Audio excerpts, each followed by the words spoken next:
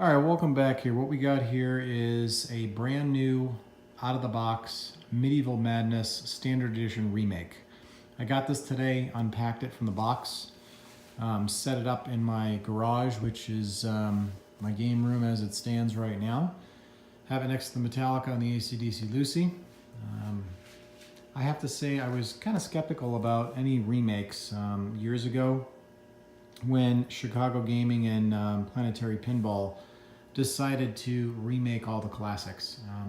However, getting this today reaffirms all the homework I've done per se on the websites and on the forums, reading about how good this game really is and the quality of workmanship on this.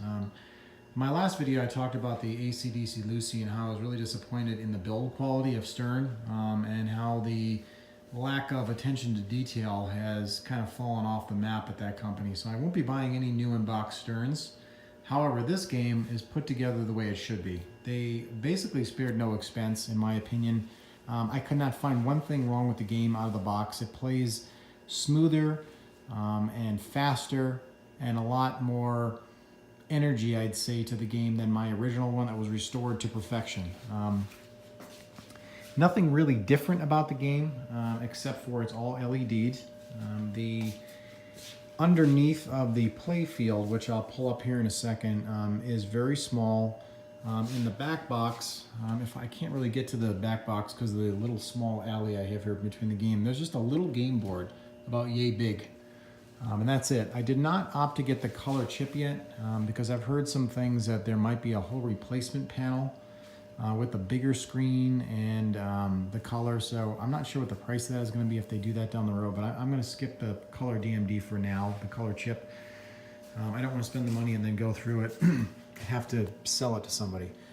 The one thing I will say about the game, even though they've put LEDs on it, it's very dark in the middle of the play field here when you play.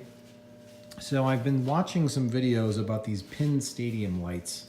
There are these LED bars that go all the way along the sides, and they have like a magnet on each side, and they magnet in and magnet out when you want to raise the play field.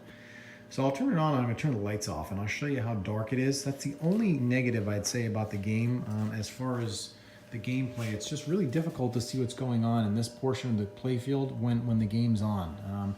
Also, the back area back in here could use a little LED strip that goes along the top here to kind of illuminate that. I was thinking about doing a purple one and changing out the orange or amber spotlights here to kind of put some purple hue on the back of it. Since this game has a lot of purple in it, you know, the pop bumpers, there's some purple plastics back there. There's a lot of purple hues in the game, and I think it would look good. I've seen some videos of some people that did that and it looks really nice. Cabinet decals are spot on perfect. Everything was really nicely done. This is the stainless steel package. I really thought it was going to be chrome, but I went and looked back and it's stainless steel, which is perfectly fine. This is the way the game came from the factory anyways originally. The one that I had all chromed out. It was cool looking. But honestly, all that stuff doesn't mean anything unless you just want to look at the games, not play them. My serial number is 1801.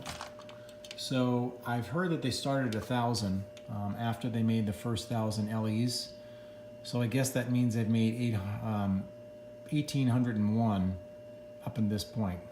I guess that's my understanding of it. You can see the decal on there. It's playfield number 1327 out of 1,500. Everything else is really nice. The inside of this cabinet is just really, really nice. This is the standard edition. Like I said, it does not have a shaker motor. And it is, like I said, all LED. So I don't know if I'm going to be able to pick up the play field actually with one hand. But you can see there's the Troll Mechs. It's very clean under here. There's one big board. The other thing that's nice is they actually have a power supply under here. So you don't get all these wacky voltages. So there's one right there. It's an arcade switching supply, and then they have this one here. But the nice thing is they put covers on them. There's a plastic cover on this, so if the balls or anything get in there, it doesn't short out any of the electrical wires. Turn the game on.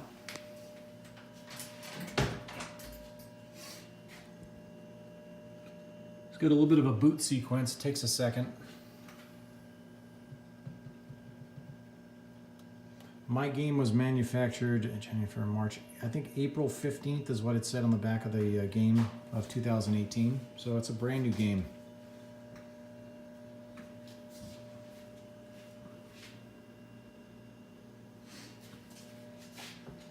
So I'll turn the lights off and you can kind of see.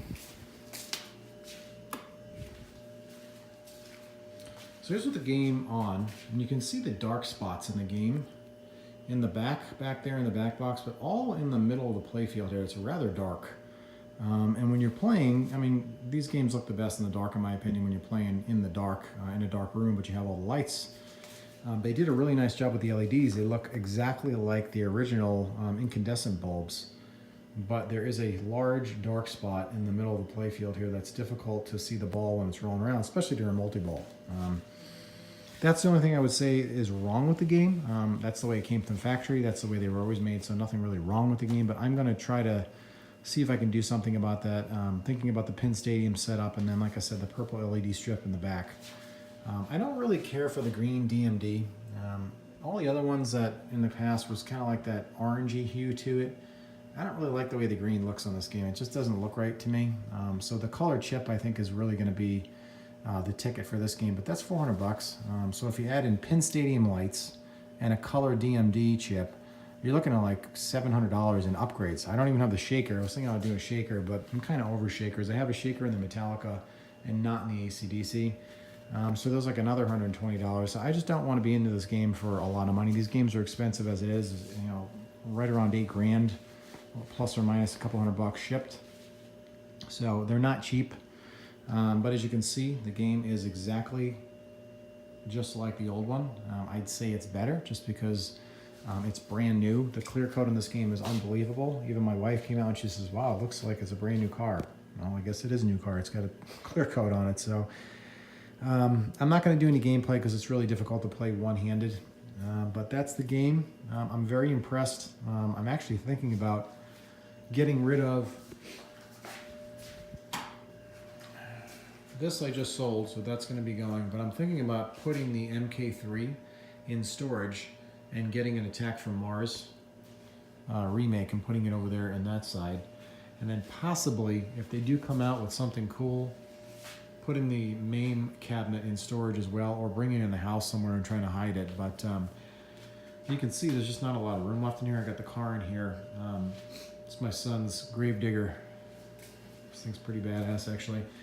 But I'd really like to try to get one more game in the corner over there, preferably an Attack from Mars. They make a couple of different ones, the remakes. They make the standard edition, the special edition, and then the LE, which is sold out, but I've seen them for sale here and there. Another thing that I'm going to be doing is in the next week or two, I'm going to have a mini split put up in that corner or up in that corner to keep the temperatures down in this room, because it's 9 o'clock at night and it's 90 degrees, 16% humidity in here. So I don't have to worry about the humidity, which is the one thing that really screws up pinballs because of the wood. But it's uncomfortable to stand in this room at 90 degrees. During the day, it gets really hot in here, especially if I have a car in here that was just running. And I got the Escalade in here, and the hood is still warm from when I got home at like 4 o'clock. So there's still just a lot of radiating heat. The garage door is all insulated. The whole garage is insulated, which is really nice, but I need to cool this down. So I'm gonna do a mini split. I already bought it on Amazon. So I'm gonna install that in the next couple of weeks and just keep the temperature consistent in here. So anyways, that's the lineup right now in the garage. Mortal Kombat, that's the MAME, Medieval Madness Remake, Metallica LE, AC/DC Lucy, the Vault Edition, dedicated MK3, and then this Street Fighter, which is gone. I sold that on eBay. The Big Blue, I finished that one and put that in storage, so I still have that game. So anybody who's thinking about this game, I don't know if that's going to translate when I change it and make the video, but this game is really nicely made. Highly recommended, and I'm very happy with it.